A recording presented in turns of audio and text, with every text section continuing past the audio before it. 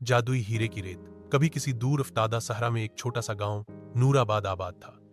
इस गांव के बासी सादा जीवन बिताने वाले मेहनती लोग थे, मगर इनकी सबसे बड़ी परेशानी पानी और दौलत की कमी थी। सहरा की कठिन जीवन ने उनकी इच्छाओं को दफन कर दिया था, मगर एक पुरानी परंपरा अक्सर दादी अम्मा सुनाया करती थी।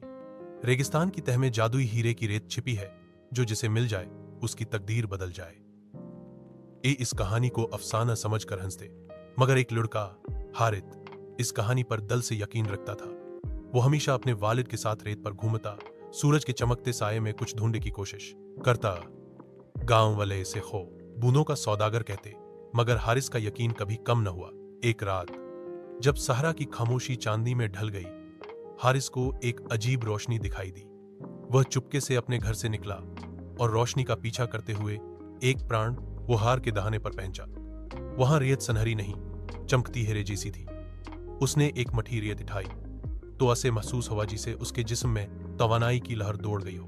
हार के अंदर एक कतबा था जिस पर लिखा था, यह रेत दौलत है उनके लिए जो दूसरों की भलाई चाहते हैं, स्वार्थी इसे छू भी ना पाएगा।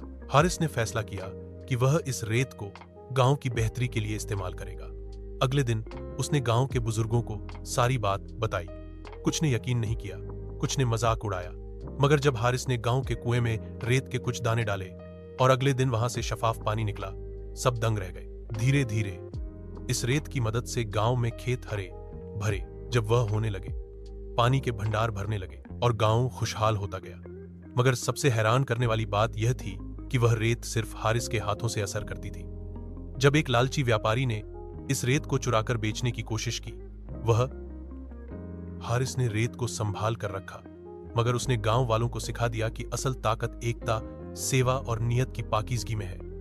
वह रेत जादुई जरूर थी, मगर उसकी ताकत सिर्फ एक नेक दिल इंसान के जरिए जाहिर हुई। वक्त गुजरता गया, मगर नूराबाद की कहानी दूर दूर तक फैल गई।